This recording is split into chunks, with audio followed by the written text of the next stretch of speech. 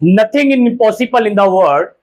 अगर आपके अंदर लगन हो और आप जीवन में कुछ पाना चाहते हैं तो संसार में कोई भी ऐसी वस्तु नहीं है जिसे आप पा ना सके या इंसान पा ना सके। तो आज मैं आपको इन्हीं शब्दों के साथ इंग्लिश की कड़ी को आगे बढ़ाते हुए आज मैं आपको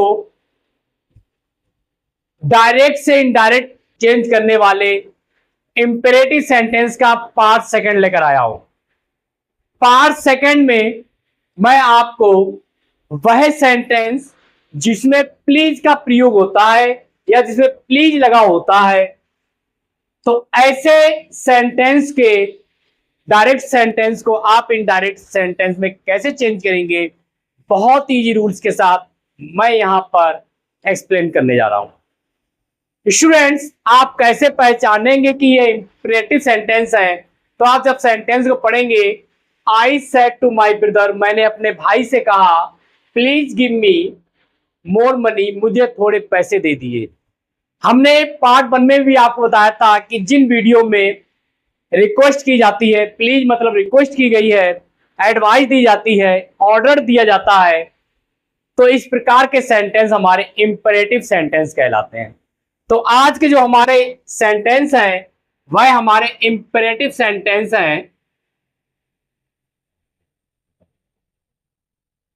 इंपेरेटिव सेंटेंस हैं और ये इंपेरेटिव सेंटेंस कौन से हैं? वह सेंटेंस जिसमें प्लीज का प्रयोग किया जाता है। किसका?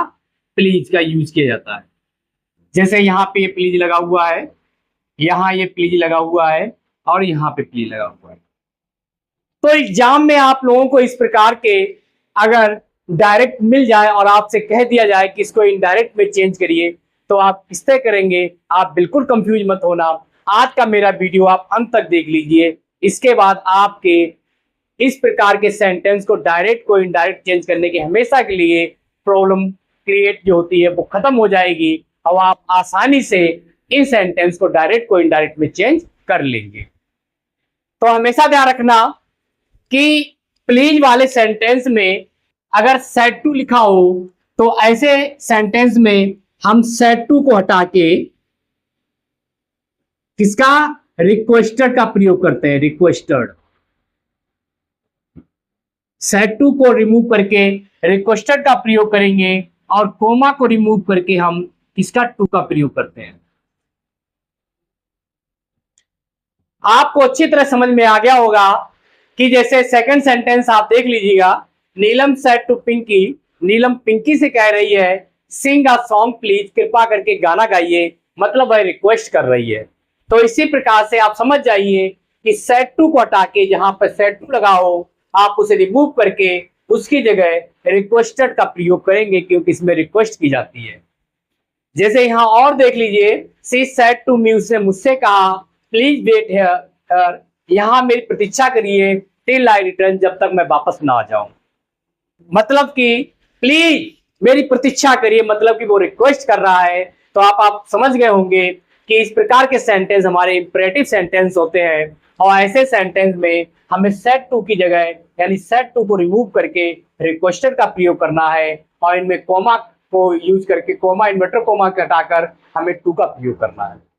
आइए इनको हम चेंज करते हैं जिससे आपको अच्छी तरह समझ आ जाए। और उसके बाद यहाँ पे जैसे सन का फार्मूला है और डायरेक्ट के रूल है, डायरेक्ट में अगर आपको ये मिले उसमें आप इस तरह से इनडायरेक्ट रूल को फॉलो करते चले जाइए, आप चुटकियों में डायरेक्ट को इनडायरेक्ट में चेंज कर देंगे।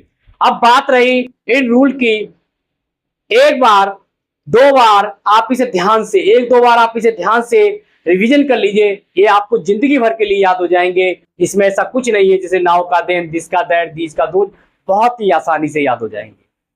चलिए अब हम इस डायरेक्ट सेंटेंस को इनडायरेक्ट में कन्वर्ट करते हैं। तो यहां पे लिखा हुआ I said to my brother, तो हम लिखेंगे आई सेड टू को हटा के बेटा क्या लिखेंगे? रिक्वेस्टेड।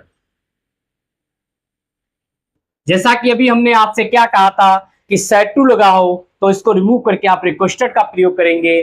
उसके बाद माई ब्रदर, माई ब्रदर।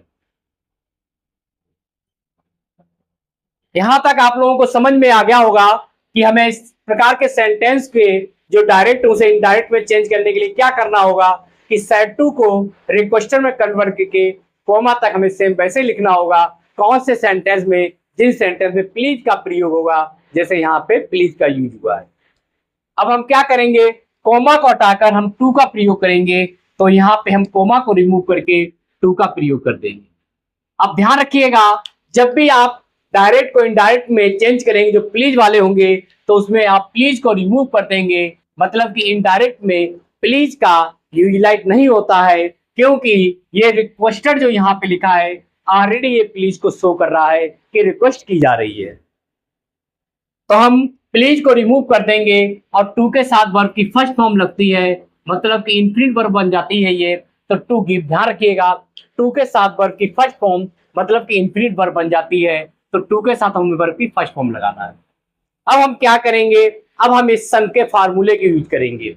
देखिए मी क्या है, ये सब्जेक्ट है। ये देखिए मी क्या है, ये सब्जेक्ट है। और हमेशा ध्यान रखना, पहले के वीडियो में भी हमने आपको बताया था कि सेट टू से पहले क्या होता है, ये हमेशा सब्जेक्ट होता है, और सेट टू के बाद वाला ये ऑब्जेक्ट होता है। तो मी क्या है, यहाँ पे सब्जेक्ट है। और हमेशा ध्यान रखना, अगर यहाँ पे सब्जेक्ट का वर्ड हो तो आप सब्जेक्ट से चेंज करेंगे। अगर ऑब्जेक्ट का अगर कोई वर्ड मिल जाए, ऑब्जेक्ट मतलब यू, योर, यू में अगर कोई वर्ड यहाँ लिखा हुआ मिल जाए, मतलब रिपोर्टिंग स्पीच में, तो आप ऑब्जेक्ट से चेंज करेंगे। तो मी क्या है, देखिए बेटा, यहाँ पे सब्जेक्ट है। तो सब्जेक्ट को आप किससे चेंज करेंगे, सब्जेक्ट से चेंज करेंगे। तो सब्जेक्ट यहाँ पे आई है, तो मी यहाँ पे तीसरा है, तो आई का हम तीसरा देखेंगे, आई का तीसरा भी मी है। तो आप यहाँ पे क्या लिखेंगे, मी लिख देंगे। More money. तो इस प्रकार से फुल स्टॉप, इस प्रकार से हम लोगों ने बहुत ही आसान तरीके से जो यहाँ पे डायरेक्ट दे रखा था, I said to my brother, comma inverted comma start, please give me more money, इसका इनडायरेक्ट हम लोगों ने चेंज कर दिया, I requested my brother to give me more money. I hope आप लोगों को समझ में आ रहा होगा। नेक्स्ट सेंटेंस की बात करते हैं। तो नेक्स्ट सेंटेंस में भी आप इसी प्रकार से करेंगे कि सेट टू को हटा के आप रिक्वेस्टेड का प्रयोग करेंगे। नीलम रिक्वेस्टेड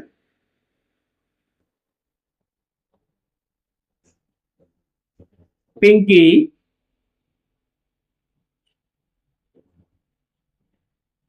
और इन्वर्टर कोमा हटा के बेटा क्या यूज करेंगे, इन्वर्टर कोमा रिमूव करके आप टू का प्रयोग करेंगे। तो आप यहाँ पे टू लगा दीजिए, और टू के साथ हमेशा ध्यान रखिए कि वर्ब की फर्स्ट फॉर्म आती है, जिसे हम इंफिनिट वर्ब कहते हैं। सिंग आ सॉन्ग, हमने पहले बताया कि जब भी आप डायरेक्ट को इनडायरेक्ट में चेंज करेंगे, कौन से जो प्लीज वाले होंगे, तो इनडायरेक्ट में प्लीज हमेशा क्या हो जाता है, रिमूव हो जाता है। और इस प्रकार से प्लीज यहाँ रिमूव हो जाएगा, और लास्ट में हम यहाँ पे फुल स्टॉप लगा देंगे। तो इस प्रकार से हमारा जो यहाँ पे डायरेक्ट दे रखा था, Neelam said to Pinky, comma inverted comma start, sing a song please, तो उसका इनडायरेक्ट बना Neelam requested Pinky to sing a song. चलिए अब नेक्स्ट सेंटेंस को देखते हैं। शी सेड टू मी, उसने मुझसे कहा, please wait here till I return. तो इसका भी सेम आप उसी प्रकार से चेंज करेंगे। सेड टू को बेटा किस में कन्वर्ट करेंगे, आपको पता हो गया होगा कि सी सेड टू को बेटा रिक्वेस्टेड में कन्वर्ट करेंगे। किसमें करेंगे, रिक्वेस्टेड।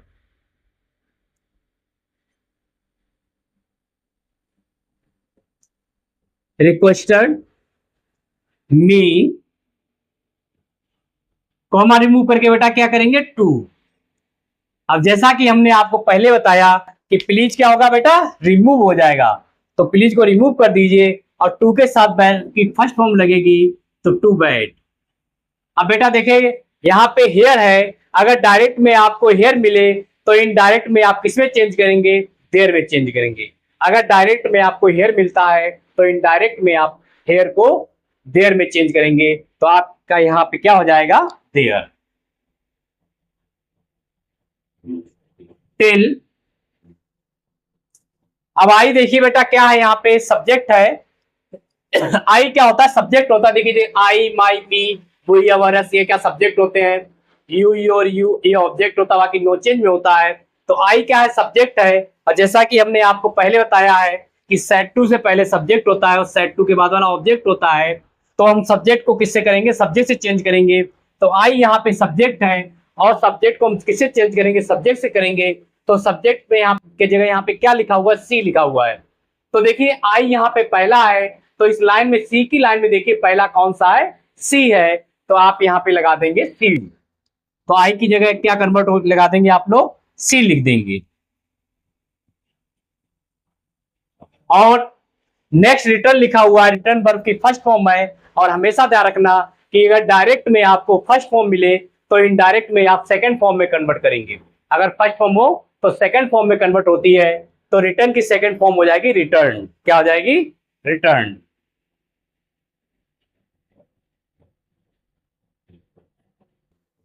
इस प्रकार से हम लोगों ने बहुत ही आसानी से इस सन के फार्मूले को यूज करते हुए और डायरेक्ट के में ये वाले अगर आपको रूल्स मिले उसको इनमें कन्वर्ट करते हुए बहुत ईजी तरह से हमने वह सेंटेंस जो इंपरेटिव सेंटेंस होते हैं, कौन से प्लीज वाले होते हैं, हमने डायरेक्ट को इनडायरेक्ट में बहुत ही आसानी से कन्वर्ट कर दिया है।